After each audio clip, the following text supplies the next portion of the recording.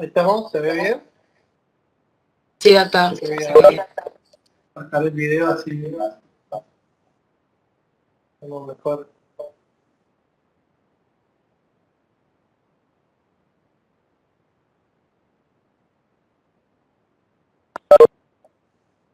Bien, como le decía el profesor, hoy vamos a hablar un poco de lo que es la reproducción del terreno. Cuando decimos terreno nos referimos al paciente, ¿no? A la boca del paciente.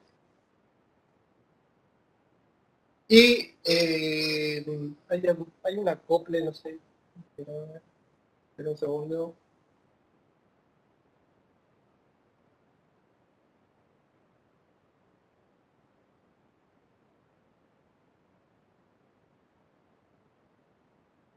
¿Se escucha bien? Sí. Bueno, les decía que cuando viene nuestro paciente al consultorio, nosotros lo que primero realizamos es una historia clínica, le pedimos por ahí alguna radiografía panorámica para hacer un mejor diagnóstico y también muchas fotografías. Y otro paso muy importante es lo que vamos a ver hoy, que es una impresión primaria, una impresión preliminar, ¿sí? Donde vamos a obtener un modelo preliminar o primario en el cual nosotros vamos a realizar un encerado y le vamos a mostrar a nuestro paciente para que acepte el tratamiento o no, antes de tocar la boca de manera irreversible, por ejemplo, con un tallado de tario.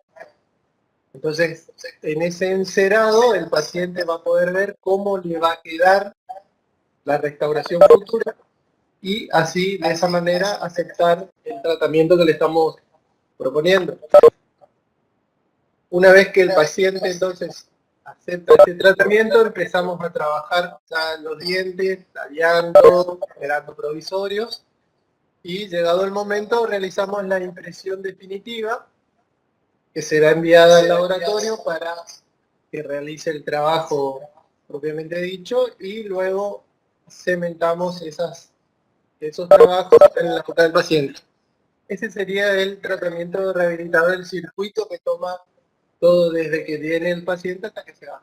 Bueno, hoy vamos entonces a hablar de esta primera parte que es la impresión preliminar.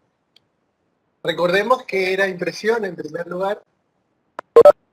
¿Se acuerdan que la impresión es el negativo del terreno protético, que va a consistir en registrar con exactitud todas las dimensiones de los tejidos bucales y sus relaciones espaciales, o sea, cómo se relacionan entre ellos, los tejidos blandos, los tejidos duros, los espacios edéntulos, ¿sí? Entonces, con esa primera, vamos a tener dos tipos de impresiones, como les decía, la impresión preliminar y una impresión definitiva. Hoy, entonces, el tema del teórico de hoy sería impresión preliminar. Entonces, la impresión preliminar es la primera impresión que se toma al paciente. Vamos a utilizar cubetas de tipo stock, o cubetas estándar, cubetas universales, cubetas comerciales, como quieran llamarlas, que van a venir de diferentes tamaños y espesores. ¿Cuál es el propósito de esta impresión? Es obtener el primer modelo de la boca del paciente, también denominado modelo preliminar o modelo de estudio. Y como le explicaba hoy, es cómo vino el paciente en la primera consulta. Entonces vamos a tener nuestro modelo donde podemos trabajar sin la presencia del paciente. ¿Qué materiales son los que se utilizan para una impresión preliminar? Por un lado tenemos el alginato, que va a ser utilizado tanto en prótesis fija, removible y completa, removible parcial y completa. Y luego tenemos también el compuesto de modelar, que solamente se usaba en prótesis completa, porque recuerdan que es un material que cuando polimeriza, queda muy rígido y si tenemos alguna pieza dentaria nos va a costar mucho retirar esa impresión, exclusivo para el uso en prótesis completa, pacientes totalmente déntulos, o utilizando solamente la silicona pero de consistencia pesada, también la podemos utilizar tanto en prótesis completa como en prótesis fija, solamente la pesada. Pero por una cuestión de costos y de practicidad a la hora de trabajar con el material, es muy recomendable trabajar siempre con alginato para hacer este tipo de impresiones. Entonces, un repaso. Viene el paciente, le tomó una impresión con el alginato, una impresión preliminar. Voy a hacer el vaciado con un yeso taller tipo yeso verde y voy a obtener mi modelo preliminar o modelo de estudio. A partir de ese modelo voy a diseñar lo que es las futuras restauraciones, los provisorios, o también puedo confeccionar una cubeta individual y recién ahí voy a estar en condiciones de hacer la impresión definitiva. Esa impresión definitiva vamos a vaciarla con un yeso un poco más duro que el yeso taller, entonces una densita, por ejemplo, un yeso tipo 4, y voy a obtener mi modelo de trabajo, que es el que le voy a enviar al laboratorio. ¿Estamos hasta ahí? Sí, acá. Bien. ¿Cuáles son las etapas entonces de esa impresión de la técnica? Tenemos 3 etapas, una etapa prebucal, una bucal y otra postbucal. Recuerden que hay muchos pacientes que nunca se le tomó una impresión o por ahí es la primera vez que uno le está por tomar una impresión. Entonces hay que explicarle y ser muy cuidadoso con las maniobras que vamos a realizar, porque el paciente se puede asustar o por ahí puede tener algún reflejo y puede complicar la impresión. Entonces, en esta etapa prebucal, lo que tenemos que hacer es, en primer lugar, seleccionar el material instrumental, seleccionar el correcto tamaño de la cubeta y darle las instrucciones al paciente para que no se asuste o cómo tiene que respirar, o enseñar cómo tiene que estar a la hora de que está gelificando el material. Hacemos la prueba de la cubeta seleccionada y preparamos el material. Todo esto corresponde a la etapa prebucal. Vamos a ir viendo cada uno. Como les dije hoy ya, el material que vamos a elegir es el alginato. El instrumental para manipular ese material sería una taza de goma siliconada, exclusiva para manipular el alginato. ¿Por qué? Porque si yo tengo solamente una taza con la cual voy a mezclar por un lado el yeso y por el otro lado el alginato, por ahí se quedan algunos residuos impregnados en la taza y puede contaminar la preparación. Entonces siempre es muy conveniente tener 2 tazas, uno para preparar lo que es el alginato y otra para preparar el yeso. Por supuesto, una espátula también individualizada para cada uno, espátula ancha, y muy importante, la mayoría de las veces viene con el alginato, si no tienen que pedir a la casa que le vende ese alginato, esto que es un proporcionador. Cada marca trae su proporcionador de polvo y de líquido para preparar de manera correcta y como dice el fabricante, el alginato. Selección de la cubeta. Hay muchos tipos de cubetas comerciales, metálicas, de plástico, algunas son de aluminio. Tenemos para maxilar superior, maxilar inferior, y están casi todas representadas con unas letras, pequeño, mediano y grande, o pueden encontrar L, M, G, S, es large, medium y small. Entonces tenemos que seleccionar una que entre en la boca del paciente y que me quede desde la cara vestibular de los dientes hacia el flanco.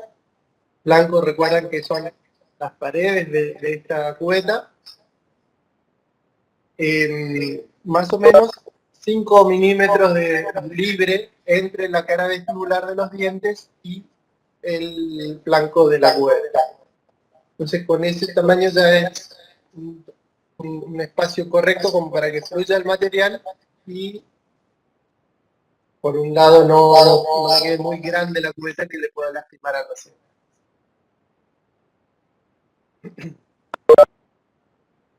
Seguimos. Entonces, ¿qué le voy a indicar al paciente cuando voy a tomar una impresión? Que las acciones que voy a realizar no le van a provocar dolor. Es una maniobra corta, así que en corto tiempo y ya termina.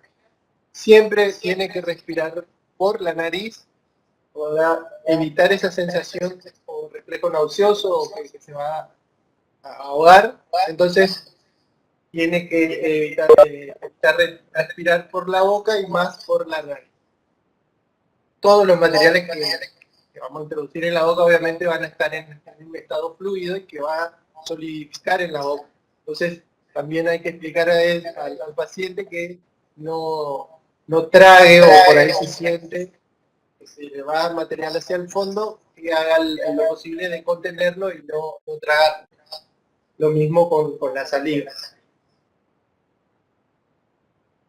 Si en llegado el caso el paciente siente esa sensación de ahogo, lo que se hace es reclinar la cabeza hacia adelante, que esa saliva caiga por efecto de gravedad hacia afuera, hacia el babero que tenga, o podemos colocar una toalla, pero de esa manera esperamos hasta que solidifique el material y retiramos la impresión.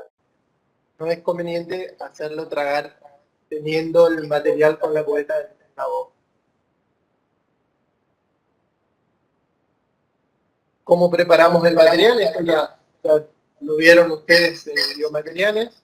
En primer lugar vamos a quitar el recipiente contenedor para homogeneizar los componentes de este alquilato. Luego vamos a proporcionar en una taza de goma que esté limpia y que, como les dije hoy, que sea exclusiva para el alginato, también con una espátula adecuada. Proporcionamos primero el polvo y luego vamos agregando el agua destilada. También se puede mezclar con agua común de canilla, pero la recomendación del fabricante siempre es agua desmineralizada. Entonces cargamos el polvo, siempre una cucharadita del material al ras, bien enrasada, bien llena esa cucharita. Y con la espátula eliminamos el exceso. Dosificamos el agua y con movimientos enérgicos, entonces hacia las paredes de la taza vamos a ir mezclando hasta que la mezcla nos quede con un aspecto homogéneo, liso, brillante, sin estrías de material sin mezclar, y donde veamos que se desprende totalmente el material de la taza de goma. En ese momento ya me dice el material que ya está listo para llevarlo a la boca. Hay algunos materiales también que tienen cambio cromático, entonces a medida que voy preparando la mezcla va cambiando de color y cuando lleva un color uniforme ya está listo para llevarlo a la boca. Entonces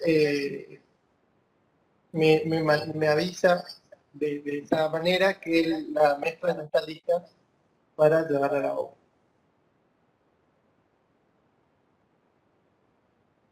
¿Cómo cargamos esa cubeta? Fíjense, siempre cargar de la parte de atrás hacia adelante, ¿sí? El alginato primero en la parte posterior y de ahí con la espátula la llevamos hacia adelante, o sea, de la parte posterior hacia la parte anterior. dejar la menor cantidad posible de alginato en la parte superior. ¿Por qué? Porque si yo hago al revés, si yo cargo primero acá adelante y llevo todo el exceso que me va a quedar hacia atrás, cuando acomode la cubeta, todo ese exceso va a ir hacia la garganta del paciente. Entonces va a tener ese reflejo nauseoso. Lo ideal es que esto quede casi al ras y todo el excedente de material siempre hacia adelante. Entonces ahora vamos a pasar a la etapa bucal. En esta etapa bucal vamos a introducir la cubeta en el paciente, vamos a centrarla, profundizarla y estabilizarla, hasta que llegue el momento de fraguado de ese material. Luego vamos a desprender de la cavidad bucal y procedemos al retiro. Fíjense cómo es la maniobra. Me apoyo en una de las comisuras del paciente, el borde de la cubeta, y con la mano libre voy a hacer una pequeña tracción del lado opuesto con un espejo, y ahí centro la cubeta y ingreso a la boca del paciente. Siempre vamos a tratar de ubicar correctamente en el maxilar.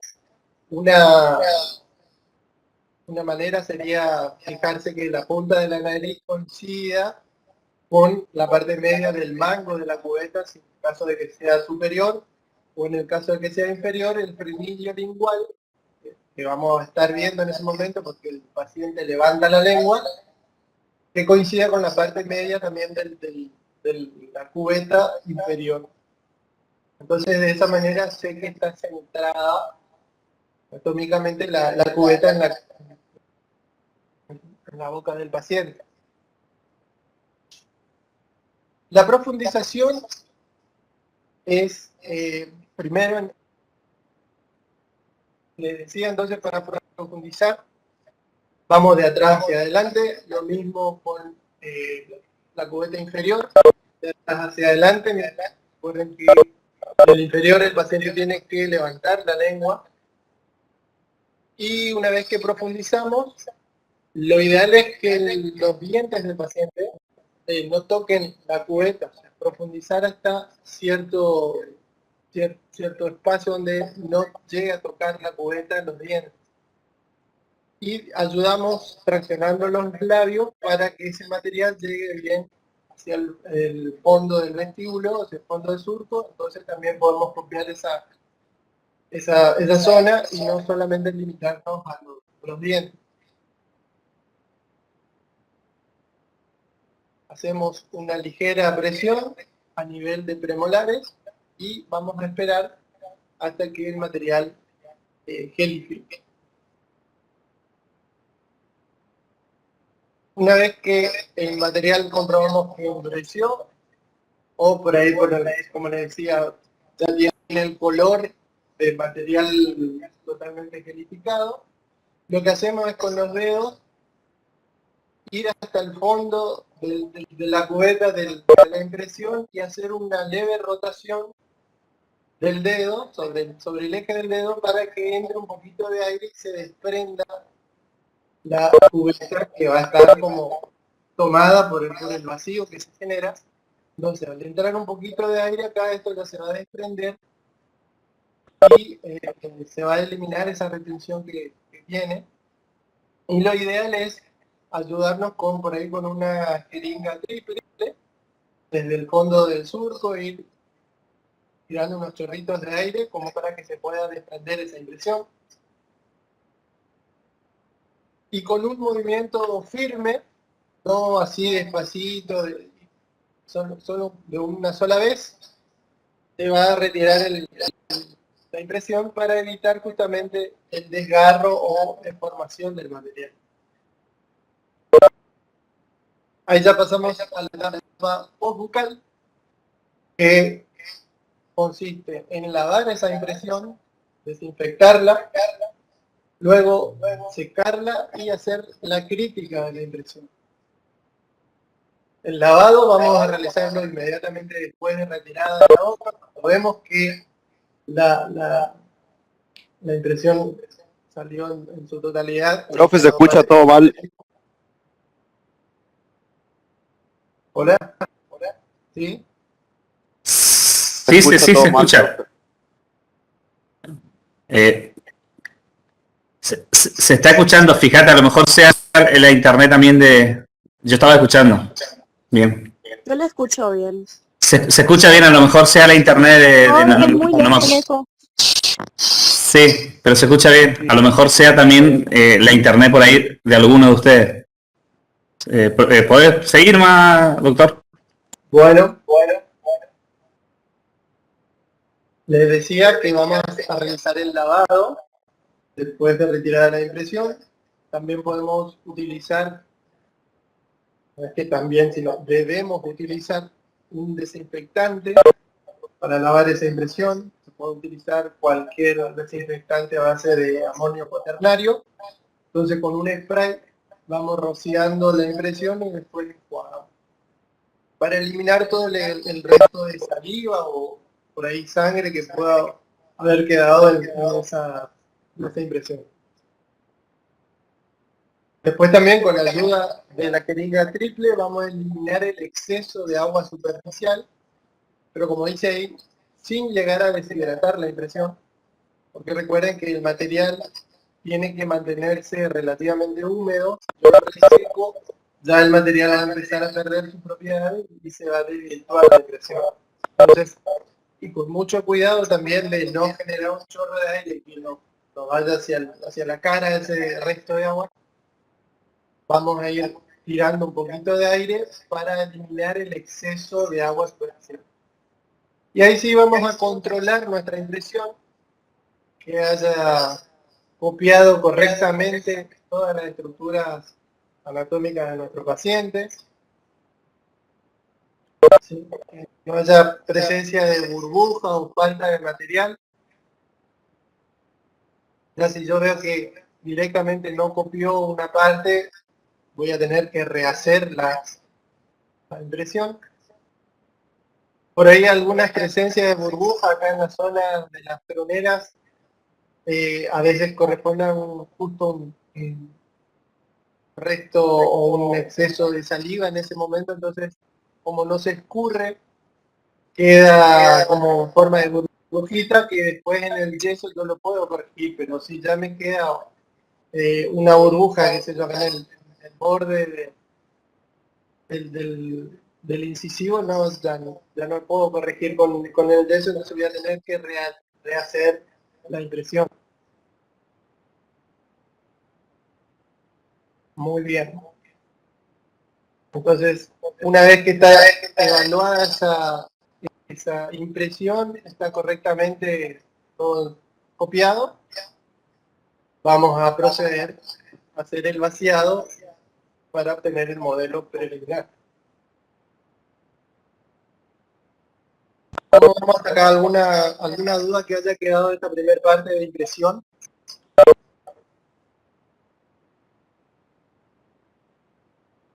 Si llegase a quedar algo No, en el paladar, ¿habría que repetir la impresión? ¿Esto de acá? Sí. Eso ya vino con el paciente, que decía que tenía acá una esoptosis. Acá sí, fíjate que acá sí se ve una burbujita, pero esto no me va a afectar a mí en el tratamiento que yo voy a realizar. Fíjense que viene en el paladar, en el medio, quedó una burbuja de aire.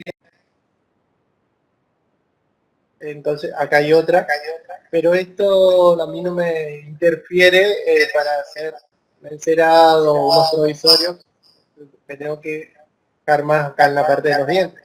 Ahora, si yo tengo que hacer una cubeta individual para un paciente totalmente déntulo, estas burbujas sí me van a jugar en contra, entonces tendría que repetir y tratar de que no salgan burbujas acá más en el paladar donde va a ir la cubeta. ¿Me entendió? Sí, doctor, Sí, muchas sí, gracias. acá. Gracias. Perfecto.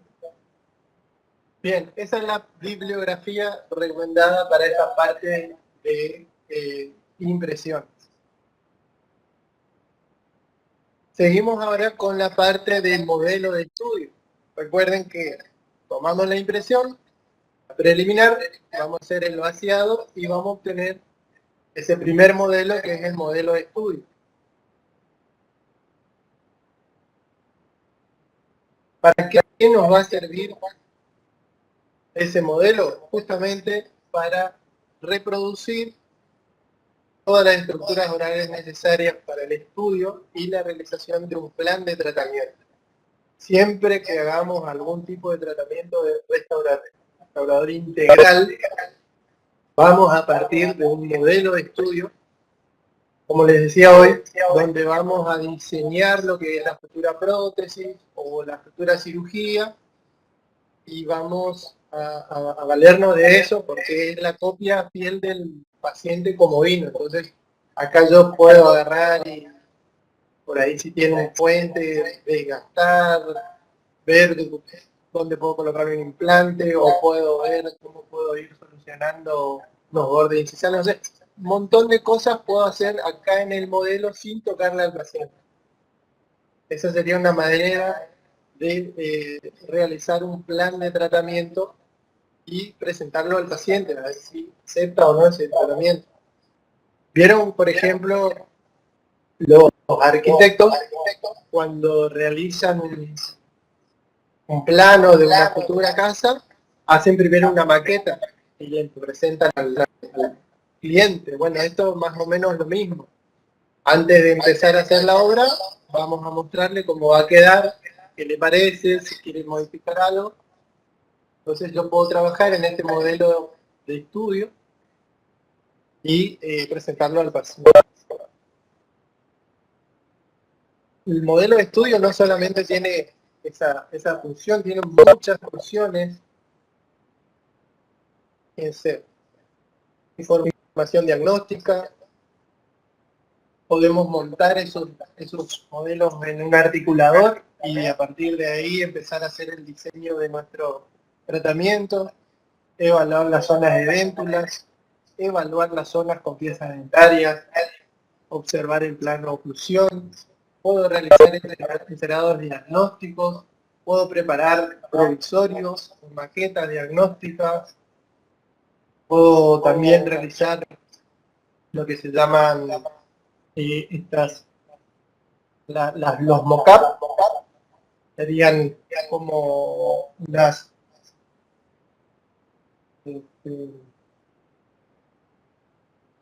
como una copia de lo que yo voy a realizar para poder llevarlo a la boca del paciente, algunas guías. Puedo también confeccionar una cubeta individual, siempre a través del modelo de estudio. También me va a permitir instruir al paciente sobre el tratamiento que voy a realizar, para enseñarlo a que se higienice mejor. Y muy importante, lo que es la evidencia. Ustedes guardan una copia de este modelito, les va a servir en un eventual problema legal que tengan con el paciente. Entonces a ustedes le queda el registro de cómo vino ese paciente antes de realizar cualquier tipo de tratamiento. ¿Sí? Los modelos de estudio, hasta no hace mucho, era de manera analógica, o sea, se tomaba una impresión, como le mostré por alginato, se realizaba el vaciado y obteníamos el modelo de yeso. Hoy ya podemos hablar también de un modelo de estudio de tipo digital, donde en lugar de tomar una impresión, se hace un escaneado digital de la boca del paciente y eso se manda a una impresora de 3D donde voy a obtener, me va a imprimir un modelo en resina y de esa manera tengo mi modelo preliminar también, pero realizado de manera digital. No sé si conocen por ahí, este sería el escáner intraoral. Acá tiene una camarita que va sacando muchas fotos a medida que yo voy pasando por la boca del paciente, voy realizando el escaneado, y de esa manera entonces se genera el modelo acá virtual en un programa, donde yo después le doy la orden a una impresora digital para que me imprima en un modelo de resina en 3D. ¿Con qué material puedo realizar entonces un modelo de estudio? El más común es el yeso tipo piedra, pero también puedo utilizar un yeso densita por ahí si necesito trabajar más en el yeso y necesito un modelo más duro. Instrumental, como les dije, una taza de goma y una espátula de metal o siliconada que sea exclusivamente para manipular el yeso. No la misma taza para manipular el alginato. Algunas especificaciones de los yesos, esto también ya lo habrán visto en la parte de biomateriales. Tenemos el yeso tipo 1, el yeso de impresión, el yeso para modelo tipo 2, que más lo utilizamos para realizar el zócalo, que es la parte de arriba del modelo. El yeso tipo piedra tipo 3, o el tipo 4 del tipo densita, para modelos de trabajo cuando ya requiere una alta resistencia, sea más duro el modelo, y también el yeso piedra de alta resistencia o tipo 5. Como les dije, taza de goma siliconada, proporcionador, espátula, todo que sea exclusivamente para trabajar con yeso. Si no tengo proporcionador, porque hay proporcionadores también que son para trabajar con yeso, esta sería la proporción agua-polvo para los distintos tipos de yesos. Si voy a trabajar con un yeso blanco, el yeso impresión, son de 48 a 55 mililitros cada 100 gramos de polvo. Ahora si voy a trabajar con un yeso piedra, necesito un poco menos de agua, entonces 30 mililitros cada 100 gramos. Y lo mismo para la densita, 22-24 mililitros por 100 gramos. ¿Ah? Traten siempre de trabajar con una proporción agua-polvo y no de cargar el yeso y ir abajo de la canilla a mezclar, porque de esa manera después vamos a obtener un modelo que no es el recomendado, el más característico, porque si no se va a desvirtuar nuestro modelo final. Para realizar el vaciado podemos hacer una mezcla manual, una mezcla automática, o también hay aparaturología exclusiva para hacer una mezcla al vacío, donde me va a generar una mezcla uniforme y sin burbujas. La manera de preparar, como vimos también en la parte del alginato, es proporcionar polvo y líquido, cargar primero el líquido, luego ir agregando de a poco el polvo, ir mezclando. Y en este caso estamos utilizando acá una máquina, una vibradora. Tenemos también para utilizarla en la cátedra después. Ahí necesitamos, se coloca una compresa arriba para no ensuciarla. Y lo que vamos a ir cargando primero, en primer lugar, sería las piezas dentarias con la ayuda de un pincel o de un instrumento de tipo intercatomas. Cargamos un poquito de yeso y vamos haciendo un depósito primero en las piezas dentarias. Por supuesto, esto está apoyado arriba de la vibradora que está encendida. Y vamos cargando de un extremo y dejando que se escurra hacia el otro extremo. Una vez que se llenó la herradura, recién voy a completar toda la impresión y conformar el zócalo. Lo mismo del modelo inferior, fíjense, voy a cargarle en un extremo y le voy, con la ayuda de un instrumento voy a permitir que ese yeso entre en los espacios de los dientes. Entonces cargo por acá y va a ir todo hasta acá. Una vez que esto fraguó, lo que vamos a hacer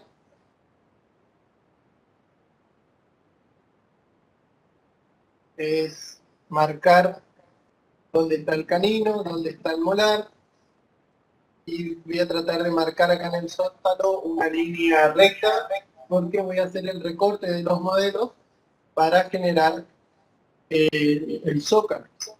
Puedo utilizar estas matrices que son justamente las formadoras del zócalo. Acá ustedes van a cargar yeso y después que hacen el vaciado de la impresión, vuelcan ese vaciado sobre el conformador del zócalo. ¿Ven? Entonces vaciamos por un lado la impresión, por otro lado cargamos con yeso el zócalo, invertimos nuestra impresión y esperamos que polimerice. Una vez que fraguó, entonces vamos a hacer el análisis del modelo, así como hicimos también el análisis de la impresión. Voy a buscar que no tenga burbujas e imperfecciones, que las superficies oclusales estén bien detalladas, una superficie dura y limpia de cualquier residuo, que no tenga resto de alginato, por ejemplo, que estén correctamente reproducidas las crestas de déntula, o sea, los espacios de déntulo, que se vea bien el reborde, y el espacio lingual tiene que ser plano y liso, porque recuerden que no tomamos la impresión de la lengua, entonces ese espacio tiene que estar libre. Están los modelos entonces retirados de la impresión y del conformador del zócalo.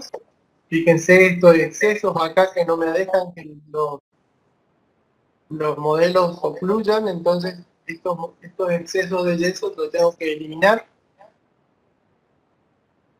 Estas pequeñas burbujitas que a veces quedan, como les decía, por ahí algún resto de saliva que no se escurrió bien en el momento de la impresión, o restos de alginato, también lo tengo que eliminar. Esto con un explorador, un poquito de presión y sale.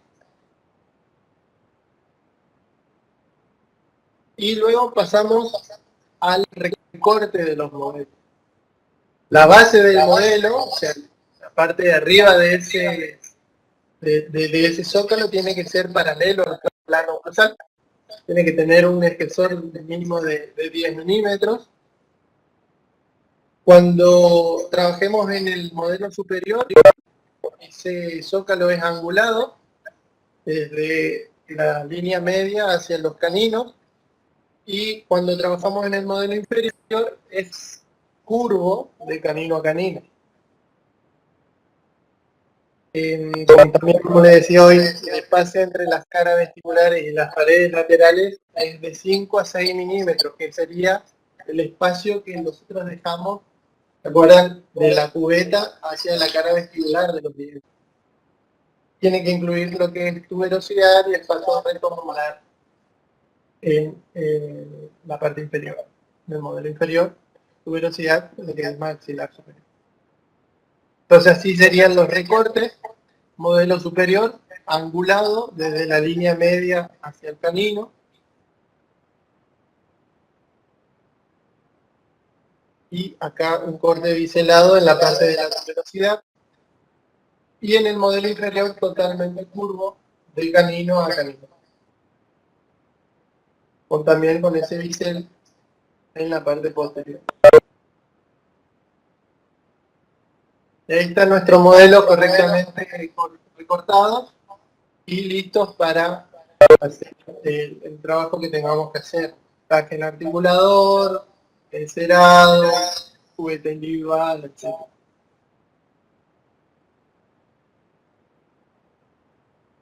¿Ya vimos? Bien, esa es la bibliografía correspondiente entonces a lo que es modelo de estudio.